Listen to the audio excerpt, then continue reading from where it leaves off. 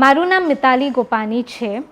હું જનકમુનિ મહારાજ સાહેબના સંપર્કમાં આવી છું મારા મમ્મી પપ્પા રાકેશભાઈ ગોપાની અને સોનલબેન ગોપાનીના કારણે.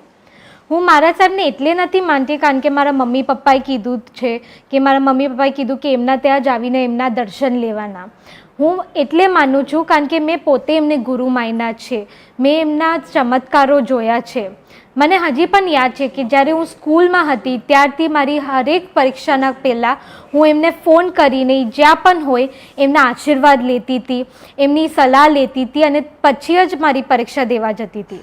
આજે હું આટલી મોટી એડવોકેટ થઈ ગઈ છું, આટલી કોલેજમાં છોકરાઓને શીખવાડું છું એમના જ આશીર્વાદના કારણે.